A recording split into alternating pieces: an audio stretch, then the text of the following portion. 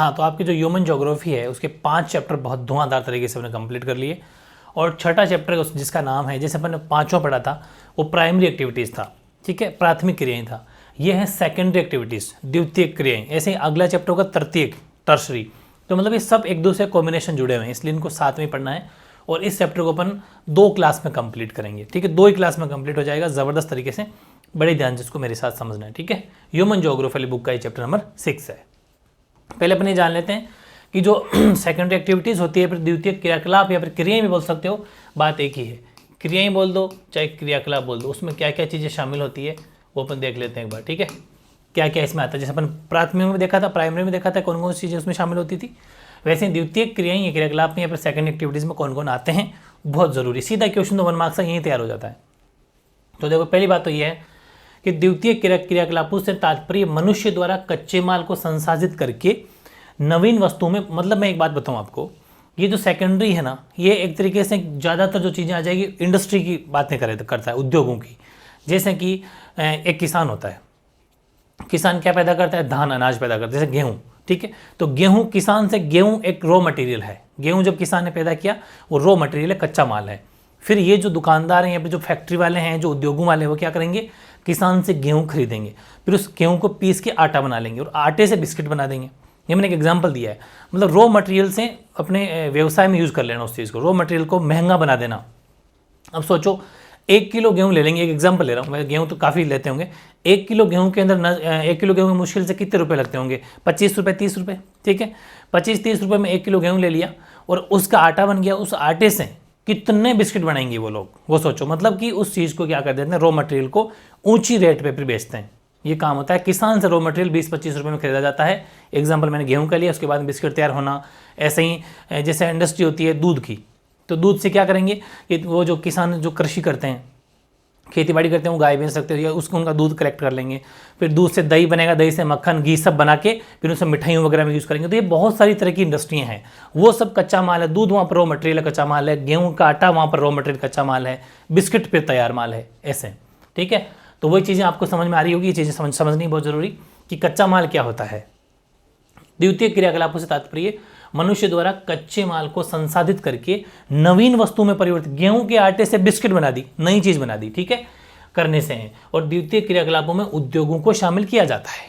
क्या किसको शामिल किया जाता है, उद्योगों, इंडस्ट्री, वेरी इंपॉर्टेंट है, जो कि विभिन्न वस्तुओं का निर्माण करते हैं। विनिर्माण उद्योग, डेयरी उद्योग और कुटीर उद्योग आदि सभी क्रियाएं द्वितीय क्रियाकलाप हैं। पढ़ेंगे अपन, कुटीर भी पढ़ेंगे आगे, नेक्स्ट बहुत बढ़िया क्वेश्चन लेंगे कुटीर का भी, ठीक है। सेकंड एक्टिविटीज, तो second activities refers to the processing of raw materials by humans and converting the into new goods, ठीक है। Industries include in second activities are those which manufacture various goods, manufacturing industry, dairy industry, cottage industry. Cottage industry भी आगे पढ़ने वाले हैं अपन, are secondary, are all second activities, ठीक है। अब एक नई हेडिंग लगाएंगे अपन, मैन्युफैक्चरिंग चीज़ क्या, विनिर्माण करना, ठीक है। तो देखो, विनिर्माण का शाब्दिक अर्थ होता है हाथ से बनाना। क्या, हाथ से बनाना। एक्चुअल जो एक लाइन का अगर मीनिंग पूछे आपसे कि विनिर्माण का अर्थ क्या शब्द का, तो हाथ से बनाना। Manufacturing literally means to make by hand, ठीक है। फिर भी इसमें यंत्रों द्वारा बनाया गया सामान भी सम्मिलित हैं, जिसमें कि कच्चे माल को स्थानीय या दूरस्थ बाजार में बेचने के लिए ऊंचे मूल्य के तैयार माल परिवर्तित कर दिया जाता है। हालांकि अपन ये कह सकते हैं कि विनिर्माण का मतलब होता है हाथ से बनाना, लेकिन ऐसा नहीं है कि सिर्फ हाथ से बना। जैसे बिस्किट वगैरह बनती हैं, जो भी चीज़ें बनती है वो सब मशीन से बनने लगी आजकल, लेकिन इंसानों की भी ज़रूरत होती है। तो हाथ से भी बन सकता है, लेकिन एक्चुअल में इसको मशीन से बनी हुई चीज़ें भी इसमें शामिल की जा सकती है, ठीक है। बड़े अच्छे से आपको समझते लिखना है। तो ये जाएगा, however now which include goods made by machines, it is essentially a process which involves transforming raw materials into finished goods of higher values for sale in local और डिस्ट्रिक्ट मार्केट्स, ठीक है। फिर दूसरा पॉइंट, किसी भी वस्तु का उत्पादन है कौन, विनिर्माण। आप चाहो तो फिर लिख देना, यहाँ पर इसी के बारे में लिख रहे हैं अपन, ठीक है। विनिर्माण, ये वापस लिख देना, विनिर्माण यानी कि मैन्युफैक्चरिंग। विनिर्माण किसी भी वस्तु का उत्पादन है। हस्तशिल्प कार्य से लेकर लोहे व इस्पात को गढ़ना, प्लास्टिक के खिलौने बनाना, कंप्यूटर के अति सूक्ष्म घटकों को जोड़ना एवं अंतरिक्ष यान का निर्माण करना आदि सभी प्रकार के उत्पादन को विनिर्माण माना जाता है। ये सब एग्जाम्पल है। ये क्या है, विनिर्माण के बारे में उसका अर्थ वगैरह मीनिंग समझ लिया अपन ने। इसमें किस किस को शामिल किया गया है, नीचे एग्जाम्पल डाल देना, ठीक है। तो very fuel aware for production from handicrafts to welding iron and steel, stamping out plastic toys, assembling delicate computer components और space vehicles etcetera are all consider as manufacturing. ये सब मैन्युफैक्चरिंग के अंदर आते हैं।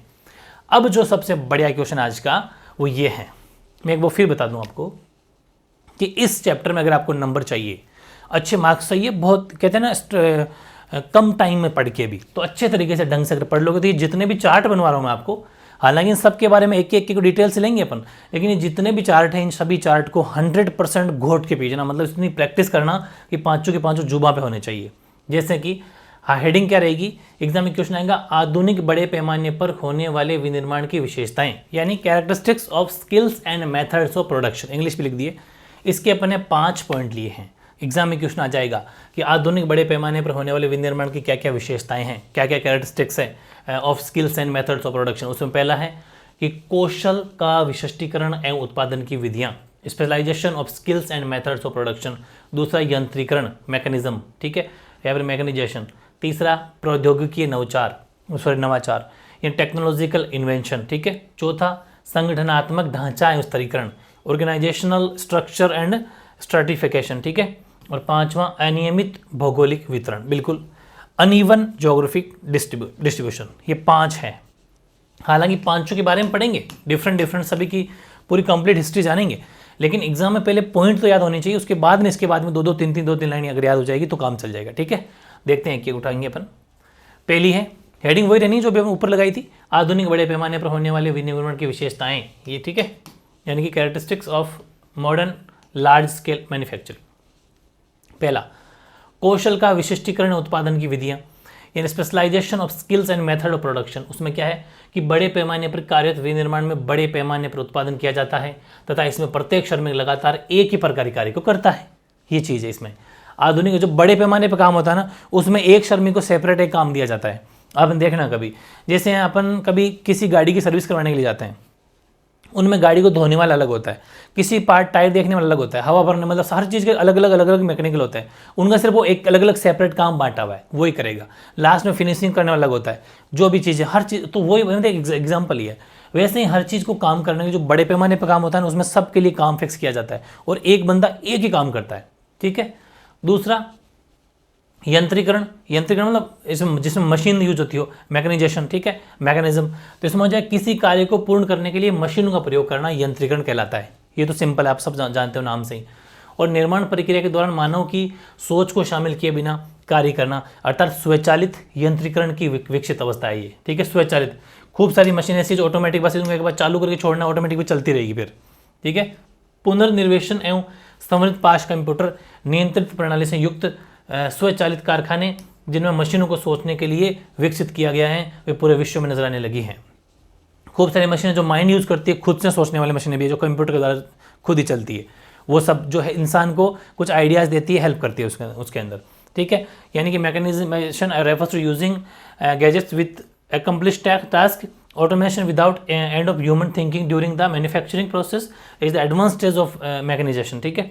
automatic factories with feedback and closed loop computer control system where machine are developed to think, सोचने के लिए है, sprung up all over the world, जो पूरे संसार में आजकल नजर आने लग गई है। ऐसी वाली मशीनें भी यहाँ पर है, जो बड़े पैमाने पे जो बिजनेस किया जाता है ना, वहाँ पर ये मशीनें काम करती है।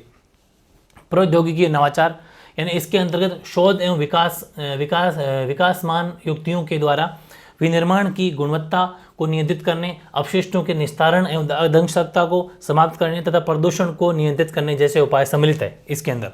ये नवाचार किए जाते हैं कि भाई हमें बिजनेस करना है, ठीक है, विनिर्माण करना, मैन्युफैक्चरिंग काम करना है, लेकिन हमारे पर्यावरण को प्रदूषित होने से बचाना है, ठीक है। जो भी कुछ अदंशता या फिर जो अपशिष्ट है उन सब का खात्मा भी करना है, क्योंकि वरना तो फिर क्या होगा, चारों आप जैसे देखे होंगे फैक्ट्री इलाके के चारों ओर बहुत ज़्यादा गंदगी फैली रहती है, लेकिन ये प्रौद्योगिकी नवाचार भी आपस में होते रहते हैं, इनोवेशन भी ये होते रहते हैं, टेक्नोलॉजी इनोवेशन, ठीक है, इनमें ये बातें की जाती है, सब सिस्टम का ध्यान रखा जाता है, वरना तो फिर गड़बड़ हो जाएगी, ठीक है। फिर चौथा संगठनात्मक ढांचा स्तरीकरण, इसके अंतर्गत जटिल प्रौद्योगिकी तंत्र, अत्यधिक विशिष्टीकरण, श्रम विभाजन, कम लागत से अधिक उत्पादन प्राप्त करना, अधिक पूंजी, बड़ा संगठन तथा प्रशासकीय अधिकारी वर्ग को सम्मिलित किया जाता है।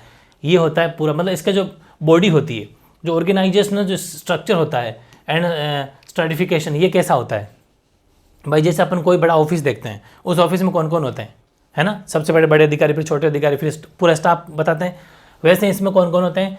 इसके अंदर क्या होंगे कि जटिल प्रौद्योगिकी तंत्र, अत्यधिक विशिष्टीकरण, श्रम विभाजन, कम लागत से अधिक उत्पादन, ये सब, अधिक पूंजी, ये सब बातें, बड़ा संगठन होता है, पूरा प्रशासन की तरह संभाला जाता है। सस्ता लेबर मिले, क्योंकि सस्ता लेबर मिलेगा तो प्रोडक्शन ज़्यादा कर पाएंगे, वो चीज़ है। वरना जब लेबर या श्रमिक महंगे मिलेंगे तो गड़बड़ हो जाएगी, महंगा पड़ेगा। तो it includes complex machine technology, extreme specialisation, division of labour for producing more goods with less efforts, low cost, vast capital, large organisation and executive bureaucracy. ठीक है, यानी कि हमें इसमें प्रशासकीय अधिकारी भी इसमें शामिल होते हैं। ये हो जाएगा संगठन इसका जो कैसा होता है वो। और पांचवा, अनियमित भौगोलिक वितरण, ये तो है ही है। अनइवन जोग्राफिक डिस्ट्रीब्यूशन, यानी कि विश्व में आधुनिक निर्माण के मुख्य संकेंद्रण कुछ स्थानों में सीमित है। विश्व के कुल स्थलीय भाग के 10% से कम, 10% से कम भूभाग पर इनका विस्तार है। ये देश की आर्थिक एवं राजनीतिक शक्ति के केंद्र बन गए हैं।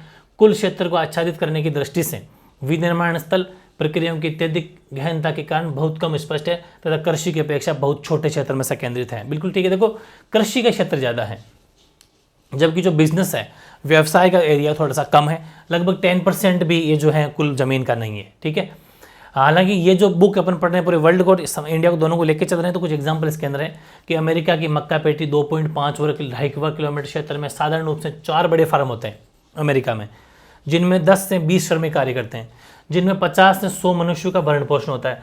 किंतु इतने ही क्षेत्र में अनेकों वृहद समाकलित कारखानों को समाविष्ट किया जा सकता है तथा हजारों श्रमिक को रोजगार दिया जा सकता है। ये सब कारण क्या हुआ कि इतने बड़े पैमाने पर 2.5 वर्ग किलोमीटर के एरिया में मात्र 10 से 20 श्रमिक काम करें, क्योंकि सारा काम मशीन से हो रहा है। यूएसए के अंदर टेक्नोलॉजी बहुत ज़्यादा है, इसलिए सारा काम मशीनों से होता है। तो श्रमिक मुश्किल से 50-100 लोग ही पेट भर पाते हैं उससे। ठीक है, ये 50-100 कौन है? जैसे कोई खाना बनाने वाले, कोई और तरह के लेबर, कोई चाय बनाने, हर तरह के लेबर होते हैं। कुल मिला के 50 से 100 मनुष्यों का बस वहाँ पर भरण पोषण होता है, लेकिन हज़ारों लोगों को वहाँ पर काम दिया जा सकता है अगर इतनी मशीनरी कम किया जाए तो कुल मिला के कि जहाँ पर भी ये अनियमित है, इसका अनइवन है डिस्ट्रीब्यूशन है, कहीं पर तो बहुत ज़्यादा श्रमिक है, कहीं पर बिल्कुल ही कम श्रमिक है। तो ये चीज़ है। In the world major constraints of modern manufacturing have flourished in a few number of places. These cover less than 10% of world's land area, or these nations have become the centers of economic and political power. However, in terms of total area covered, manufacturing sites are much less conspicuous and concentrated on the much smaller area than that of agriculture due to great intensity of process. फिर एक example डाल देना USA का। ठीक है, 2.5 square kilometre of the American corn belts usually includes about 4 large farms employing about 10 to 20 workers, supporting 50 to 100 persons. But this same area could contain several large integrated factories and employ thousands of workers, जो कि हज़ारों लोग काम कर सकते हैं और मात्र इतने से काम करते हैं। तो ये थे 5 पॉइंट। तो मतलब कुल मिला के पहला क्वेश्चन तैयार हो गया आपका। थोड़ा सा कॉम्प्लिकेटेड लैंग्वेज है इसके अंदर, जो आगे बढ़ते जाओगे चैप्टर ईजी होने लग जाएगा। ठीक है, जैसे कि दूसरा क्वेश्चन कौन सा है, काफ़ी इंपॉर्टेंट है और मैंने आपको इसको इंपॉर्टेंट भी लगवाया था। ठीक है, आपने जब इंपॉर्टेंट क्वेश्चन लगाए थे उसके अंदर मैंने इसको भी लगवाया था शायद। तो ये इंपॉर्टेंट है, वेरी इंपॉर्टेंट है। क्या? उद्योगों की स्थिति को प्रभावित करने वाले कारक, फैक्टर्स इन्फ्लुएंसिंग इंडस्ट्रियल लोकेशंस। कौन कौन से ऐसे हैं कारक जो उद्योगों को, फैक्ट्रीज को या इंडस्ट्री को डिस्टर्ब करते हैं, प्रभावित करते हैं? पहला, बाजार तक अभिगम्यता, एक्सेस टू मार्केट। मार्केट तक कोई चीज़ पहुंचना बहुत ज़रूरी है भाई। जैसे आपने किसी चीज़ को पैदा किया, आपने किसान से रॉ मटेरियल खरीदा, गेहूं खरीदा और आपने उसको तैयार कर दिया। अब उस गेहूं का मार्केट में बेचना चाहते हो, तो मार्केट तक आपकी पहुंच होनी चाहिए। उसके लिए क्या चाहिए? आपको व्हीकल चाहिए, साधन चाहिए, मतलब बीच में रोड वगैरह सब पूरी व्यवस्था हो, वरना वो महंगा पड़ेगा और कम लागत में मिले। ये सारा तो बाजार तक पहुँच बहुत ज़रूरी। दूसरा, अभिगम्यता का मतलब क्या होता है? पहुँच। दूसरा, कच्चे माल की प्राप्ति तक अभिगम्यता, एक्सेस टू रॉ मटेरियल भी तो मिलना चाहिए। मतलब किसान भी आसपास में ही हो, कृषि करने वाले लोग, जहाँ से एक रॉ मटेरियल लाया जा सके, या फिर आयरन है तो आयरन फैक्ट्रियों से जो भी खादानों से वो लोहा ला सके, हर चीज़। तो कच्चे माल तक भी आपकी पहुँच होनी चाहिए। तीसरा, श्रम आपूर्ति मतलब एक्सेस टू लेबर भी आपको मिलनी चाहिए, वरना काम किससे कराओगे? और लेबर भी कैसा? सस्ता लेबर होना चाहिए, वरना चीज़ें आपको महंगी पड़ जाएगी। महंगी पड़ेगी तो आप महंगा बेचोगे और फिर प्रोडक्ट को खरीदेगा नहीं। ठीक है। और शक्ति के साधनों तक अभिगम्यता, access to sources of energy भी होनी चाहिए हमारे पास में, एनर्जी के सोर्स भी आसपास होने चाहिए, लाइट हैं और सब एक्सेट्रा। परिवहन एवं संचार की सुविधाओं का बिल्कुल access to transportation and communication, ये भी होना चाहिए, दोनों ही होने चाहिए, गाड़ी घोड़ी भी होनी चाहिए प्लस आजकल तो टेलीफोन वगैरह ये सब होने चाहिए, और मतलब इंटरनेट वगैरह। सरकारी नीति, गवर्नमेंट पॉलिसी सही होनी चाहिए, वरना बिजनेस नहीं कर सकते आप। गवर्नमेंट आपको जैसे हर जगह टैक्स ना लगाए, खूब सारी रिलीफ दें, काफ़ी छूट छाट दे, तब काम चलता है। और सातवां, समूहन अर्थव्यवस्था तक अभिगम्यता, तो उद्योगों के मध्य संबंध, बिल्कुल एक्सेस टू एग्लोमरेशन इकोनॉमीज या फिर लिंक्स बिटवीन इंडस्ट्रीज, फैक्ट्रियों के में आपके जहाँ जहाँ इंडस्ट्री है वहाँ उनसे भी आपके लिंक अच्छे होने चाहिए, तभी आप कोई बिजनेस कर पाओगे। तो हालांकि आप इसकी थ्योरी में एक एक पढ़ाऊंगा, लेकिन पहले इस सातों के सातों पॉइंट पढ़ लेना, क्योंकि छोटा अगर क्वेश्चन आता है तो सिर्फ और सिर्फ हेडिंग याद करनी है, इसलिए मैंने हर क्वेश्चन से पहले एक ही चार्ट आपके लिए बनाया है, इसको जरूर आपको ध्यान रखना, ठीक है। जैसे कि उद्योगों की स्थिति को प्रभावित करने वाले कारक, हेडिंग ये रहेगी, फैक्टर्स इन्फ्लुएंसिंग इंडस्ट्रियल लोकेशंस। पहला, बाजार तक अभिगम्यता। देखो, उद्योगों की स्थापना से सबसे प्रमुख कारक उसके द्वारा उत्पादित माल के लिए बाजार का उपलब्ध होना है, बिल्कुल सही। बाजार नहीं तो माल कहाँ बेचोगे, मार्केट होना बहुत ज़रूरी है। दूरस्थ क्षेत्र जहाँ कम जनसंख्या निवास करती है वहाँ छोटे बाजार होते हैं, जहाँ कम जनसंख्या, छोटे छोटे बाजार देखे होंगे आपने। जबकि यूरोप, उत्तरी अमेरिका, जापान, ऑस्ट्रेलिया के क्षेत्र वृहद वैश्विक बाजार हैं, क्योंकि इन प्रदेशों में लोगों की क्रय क्षमता ज़्यादा, लोग खरीदते ज़्यादा हैं, पैसा है उनके पास में, तो वो लोग खरीदते ज़्यादा, जिसमें जहाँ पर परचेजिंग पावर ज़्यादा होगी, सीधी सी बात है, मार्केट भी वहाँ पर बड़े होंगे। फिर दक्षिण एवं दक्षिण पूर्वी एशिया के घने बसे प्रदेश भी वृहद बाजार उपलब्ध करवाते हैं, और कुछ उद्योगों में व्यापक बाजार होता है, जैसे कि वायुयान निर्माण और शस्त्र निर्माण, उनके तो बहुत बड़े मतलब कि होते हैं, जहाँ पर एरोप्लेन वगैरह बनती हैं, जहाँ पर शस्त्र निर्माण होता है, तो बहुत बड़े मार्केट होते हैं वो, तो ठीक है। तो उन्होंने बोलते हैं वृहद, यानी जो व्यापक बाजार होते हैं वो वृहद, तो ये यूरोप वाले हो गए और अमेरिका वाले हो गए, वो मार्केट जहाँ पर थोड़ी उनकी क्षमता ज़्यादा है। फिर मैंने अलग से नोट भी लिखा है, बाजार से तात्पर्य, 1 मार्क्स में क्वेश्चन अगर आ जाए कि बाजार करते हुए बाजार होता क्या है, तो बाजार से तात्पर्य उस क्षेत्र में तैयार वस्तुओं की मांग एवं उस क्षेत्र के निवासियों में खरीदने की क्षमता या क्रय शक्ति है, वो होता है बाजार। कहीं पर भी बड़ा अच्छा मार्केट कहाँ लगता है, वो हमेशा वहाँ के लोगों को देख के लगाया जाता है। उन्हें पता है कि बड़े शहर में लगाएंगे, पैसे वाले लोग रहते हैं, परचेजिंग पावर ज़्यादा है, तभी वहाँ पर महंगी महंगी चीज़ें रखी जाती है। कभी भी गाँव के अंदर ब्रांडेड शोरूम नहीं होते, उन्हें पता है गाँव के लोग इतना महंगा नहीं दे पाएंगे, और ब्रांडेड शोरूम को भी रखने का फिर क्या फ़ायदा उस चीज़ के, वही वाली चीज़ है, क्योंकि बहुत महंगे आइटम होते हैं, हज़ारों के आइटम होते हैं, ये सब हमें ध्यान रखना पड़ता है। यानी एक्सेस टू मार्केट तो हो गया कि existence of a market for manufactured goods is the most important factor which decides the location of industries, remote areas that is inhabited by few people, तो वहाँ पर स्मॉल मार्केट होंगे। The developed region of Europe, North America, Japan and Australia provide large global markets as the purchasing power of the people is very high. The densely populated region of South and Southeast Asia also provide large markets, or some industries have a global market such as aircraft manufacturing and arms industry, वो थोड़े बड़े होते हैं, ठीक है। ये definition market की है। Market means people who have a demand for this goods and also have the purchasing power और ability to purchase, to be able to purchase from या फिर सेलर्स एट ए प्लेस, उन्हें हम कहते हैं market या बाजार, ठीक है। तो बहुत ही बढ़िया, पहला पॉइंट कंप्लीट। दूसरा, कच्चे माल की प्राप्ति तक आपकी अभिगम्यता, यानी कि एक्सेस टू रॉ मटेरियल तक पहुंच आपकी होनी चाहिए, क्योंकि उद्योग के लिए कच्चा माल अपेक्षाकृत सस्ता और सरलता से परिवहन योग्य होना चाहिए, भाई आपको इजीली मिल जाए, और गाड़ी घोड़े जब जाएंगे, जो भी गाड़ी से आप सामान हो वो भी थोड़े सस्ते मिले, वरना महंगा पड़ेगा आपके, ठीक है, होना चाहिए। भारी वजन, सस्ते मूल्य एवं वजन घटने वाले पदार्थों के पर आधारित उद्योग कच्चे माल के स्रोत स्थल के समीप भी होने चाहिए। जैसे कुछ चीज़ें इससे सब्जियां हैं, तो सब्जियां क्या होती है, ये जब खरीदते हैं उस टाइम वजन अलग होता है, कुछ दिन बाद में वो थोड़ी सूख भी जाती है, खराब भी हो जाती है, वजन कम होने लग जाता है। खूब सारी ऐसी चीज़ें हैं जिनका वजन कम होता है, तो उनको हमेशा क्या करते हैं कि पास में रखना, तुरंत लिया और बेच दिया। और या फिर जो बहुत भारी सामान है वो भी आपके जहाँ आपने इंडस्ट्री या फैक्ट्री लगाई उसके पास में होना चाहिए। मतलब वो क्यों क्या होगा कि जहाँ पे आपका स्रोत कच्चे माल के स्रोत स्थल उसके समीप स्थित होते हैं, जैसे कि इस्पात है, चीनी और सीमेंट उद्योग, ये हमेशा वहीं होते हैं जहाँ पर फैक्ट्रियाँ, यहाँ पर जहाँ पर आसपास में रॉ मटेरियल इजीली मिल जाए, कच्चा माल मिल जाए, उसके पास में ज़्यादा फैक्ट्री लगाई जाती है, क्योंकि भारी भी है, सामान हल्का होने वाला है सब, वो इसलिए सब ध्यान रखना पड़ता है। तो raw material used by industries should be cheap and easy transport, बिल्कुल सही, सस्ता होना चाहिए, सुंदर। इंडस्ट्रीज बेस्ड ऑन चीप और bulky and weight losing material are located close the source of raw material such steel, sugar and cement industry. तीसरा, श्रम आपूर्ति तक, मतलब आपको श्रमिक भी मिल जाना चाहिए सस्ता इजीली, लेबर।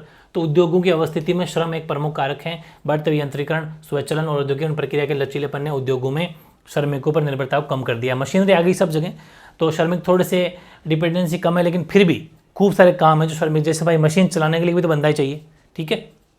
फिर भी कुछ प्रकार के उद्योगों में अब भी कुशल श्रमिकों की आज भी स्किल बंदा होना चाहिए, उन्हीं की आवश्यकता होती है। तो एक्सेस टू लेबर सप्लाई, तो labour supply is an important factor is the location of industries, increasing mechanisation और automation and flexibility of industrial process have reduce the dependence of industry upon the labours, but some types of manufacturing still require skill develop. आज भी कुछ ऐसे काम हैं जहाँ पर skilled labour की जरूरत हमेशा होती है। 3 हो गए। चौथा, शक्ति के साधनों तक अभिगम्यता, यानी कि वे उद्योग जिनमें अधिक ऊर्जा अर्थात शक्ति की आवश्यकता होती है वे ऊर्जा के स्रोतों के समीप स्थापित होते हैं, जैसे कि एल्यूमिनियम उद्योग, एक एग्जाम्पल डाल देना, ठीक है।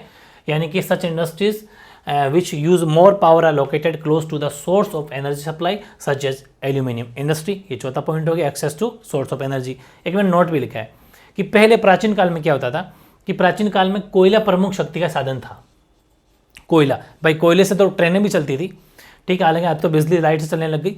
और वर्तमान समय में जल विद्युत और खनिज तेल भी अनेक उद्योगों के लिए शक्ति का महत्वपूर्ण साधन है, ठीक है। वरना पहले कोयले से ट्रेनें चलती थी, फिर डीजल से चलने लग गई, डीजल के साथ में लाइटों से भी चलने लग गई। तो ये चीज़ें धीरे धीरे वो चीज़ें, प्राचीन काल में तो कोयला सब कुछ था, लेकिन अब नहीं है। तो earlier coal was main source of energy, तो today hydroelectricity and petroleum are use for important sources of energy for many industries. आजकल हर इंडस्ट्री के अंदर पेट्रोलियम सोर्स और ये जो हाइड्रोइलेक्ट्रिसिटी है यानी जल विद्युत है वो सब काम में लेने लग गए। पांचवा है परिवहन एवं संचार की सुविधाओं तक अभिगम्यता, access to transportation and communication facilities. बिल्कुल सीधे होता क्या है, आजकल सारा मामला मार्केटिंग पे हो गया। किसी भी चीज़ का आप प्रचार प्रसार दे के क्या होते हो, उसके प्रति आप लालयित हो जाते हो। बहुत बड़े बड़े, आपने पढ़ाई को देख लो, खूब सारे लोग ऐसे हैं जिन्होंने बड़े बड़े मार्केटिंग करते हैं, जिन्होंने पढ़ाई को क्या बना लिया, पढ़ाई को धंधा बना लिया। पढ़ाई को क्या बना लिया, धंधा, बिजनेस। और पढ़ाई को जिसने व्यापार बना लिया, इसका मतलब ये मान लो कि ये पढ़ाई का सत्यानाश होने वाला है, ठीक है। क्योंकि पढ़ाई कभी बिजनेस नहीं होना चाहिए, शिक्षा कभी व्यापार नहीं होना चाहिए। और जो कि अपन बड़े बड़े इंस्टीट्यूशन को देख भी रहे हैं आजकल, जो बड़े बड़े इंस्टीट्यूट है, जो बड़े बड़े संस्थाएं, जो बड़े बड़े पहले फ्रंट पेज में इतने बड़े बड़े ऐड देंगे और आपसे कहेंगे कि 90% ऑफ, ये फलां ऑफ, तो वहाँ का मामला गोल है। उस चक्कर में आपको पढ़ना नहीं चाहिए, ये रियलिटी है। क्योंकि जो ज़्यादा कहता है ना कि जो ज़्यादा दिखावा करता है वहाँ पर मामला थोड़ा सा गोल है। तो लेकिन वो चीज़ें ऐसी हैं कि ये सब होना ज़रूरी है, मार्केट होना जरूरी। भाई कोई चीज़ जब दिखती है कहते हैं तब बिकती है, तो वही चीज़ है कि मार्केटिंग भी ज़रूरी है, संचार के साधन भी होने चाहिए और कम्युनिकेशन के साधन, प्लस आपके पास में परिवहन, ट्रांसपोर्टेशन भी होना चाहिए बिजनेस में। जैसे कि आपको कोई सामान लाना है, उसके लिए आपको पिकअप गाड़ी चाहिए या फिर आपको ऑटो रिक्शा चाहिए, कोई भी ट्रैक्टर चाहिए, कोई भी चाहिए, तो वो सब परिवहन के साधन होते हैं। वो चाहिए, वो आपने मंगवा भी ले रहे हैं, उसके लिए सड़क भी तो चाहिए। सड़क अच्छी हो तो माल इजीली लाया जा सकता है, वरना हर कोई साधन वहाँ पर जा भी नहीं सकता कच्चे रास्तों पर। तो ये सब है। कच्चे माल को कारखाने तक लाने के लिए और परिष्कृत सामग्री को बाजार तक पहुंचाने के लिए तीव्र और सक्षम परिवहन सुविधाएं औद्योगिक विकास के लिए आवश्यक है। तीव्र भी होना चाहिए, काम ऐसा नहीं कि आज पहुंचाना था परसों तक पहुंचा, वो खराब हो जाएगा फिर, है ना। तो और परिवहन लागत किसी औद्योगिक इकाई की अवस्थिति को निश्चित करने वाला महत्वपूर्ण कारक। बिल्कुल सही है। अगर आपके रॉ मटेरियल आपके बहुत ज़्यादा दूर हैं और वहाँ से अगर आप सामान लेके आ रहे हो और वो आपको महंगा पड़ गया, तो फिर आपकी तो पूरे जो बिज़नेस है वो भी काफ़ी महंगा हो जाएगा, मतलब आपका बिजनेस उससे प्रभावित होगा। ये हमेशा ध्यान रखना होता है। इसलिए पश्चिमी यूरोप एवं उत्तरी अमेरिका के पूर्वी भागों में अत्यधिक परिवहन तंत्र विकसित होने के कारण ही हमेशा उद्योगों से केंद्र रहा है। अपन बात एग्जाम्पल डाल, हर बार मैंने एग्जाम्पल डालने की कोशिश करी है। जैसे पश्चिमी यूरोप और उत्तरी अमेरिका, यहाँ और उसके पूर्वी भागों में अत्यधिक परिवहन के तंत्र है, इजीली ट्रांसपोर्टेशन व्हीकल जाते हैं, सड़कें अच्छी बनी, इसलिए वहाँ पर हमेशा उद्योगों का केंद्र रहा है, वो हमेशा उद्योगों का सेंटर रहा है बिजनेस का, इंडस्ट्री का, ठीक है। यानी कि ये speedy and efficient transport facility to carry raw materials to the factory and the move finished good to market are essential for the development of industries, ठीक है। और the cost of transport plays an important role in the location of industrial units. बिल्कुल सही प्रभावित करता है। Example ले लो, western Europe and eastern North America have a highly developed transport system which has always induced the concentration of industries in these areas. वो हमेशा वहाँ के जो हैं सेंटर रहे हैं, आज भी सबसे ज़्यादा बिजनेस या उद्योग इंडस्ट्री वहीं पर है। ये 5 पॉइंट अपने पढ़े। छठा देखो, सरकारी नीति, गवर्नमेंट पॉलिसी भी अच्छी होनी चाहिए। संतुलित आर्थिक विकास के लिए सरकार प्रादेशिक नीति अपनाती है जिसके अंतर्गत विशिष्ट क्षेत्रों में उद्योगों की स्थापना की जा सकती है। गवर्नमेंट हमेशा हेल्प करती है, आपको काफ़ी सारा इजीली लोन भी देती है, खूब सारी आपको सब्सिडी भी देती है। सब्सिडी का मतलब छूट। तो governments adopt regional policies to promote balance economic development and hence set up industries in particular areas. और लास्ट 7वां, समूहन अर्थव्यवस्था तक अभिगम्यता तथा उद्योगों के मध्य संबंध। एक्सेस टू एग्लोमरेशन इकोनॉमीज या फिर लिंक्स बिटवीन इंडस्ट्रीज। इसमें क्या होता है, प्रधान का मतलब प्रमुख, ठीक है, प्रधान अर्थात प्रमुख उद्योग की समीपता से अन्य उद्योग लाभान्वित होते हैं और ये लाभ समूह अर्थव्यवस्था के रूप में परिणत हो जाते हैं। विभिन्न उद्योगों के मध्य पाई जाने वाली श्रृंखला से बचत की प्राप्ति होती है। पहले समझो, प्रमुख उद्योग की समीपता से अन्य उद्योग लाभान्वित होते हैं। जैसे कोई बड़ा उद्योग है, उसके साथ में छोटे छोटे उद्योग वाले भी अगर विकसित हो जाते हैं तो उनका भी ऑटोमेटिक लाभ, उनको भी लाभ पहुंचता है, ठीक है। और इनकी फिर आपस में क्या हो जाती है, चेन बन जाती है, श्रृंखला बन जाती है। जैसे मैंने कहा ना आपको कि किसान के खेत सपोज बहुत दूर है, एक एग्जांपल ले रहा हूँ। किसान, ये ऐसा मान लीजिए कि जहाँ मार्केट, जहाँ पर इंडस्ट्री है, उस इंडस्ट्री से किसान का खेत है 50 किलोमीटर है, लेकिन एक बीच में अगर चेन बन जाती है, मीडिएटर बन जाते हैं कि वहाँ से एक किसान से खरीदार होते हैं जो गेहूँ खरीदते हैं और वो आ जाते हैं लगभग 30 किलोमीटर दूर। यानी कि ऐसा मान लो कि फैक्ट्री के 20 किलोमीटर नज़दीक और किसान से 30 किलोमीटर दूर, वहाँ ला के बड़ा सा गोदाम डाल दिया और वहाँ से गेहूँ खरीद के वहाँ ले आए।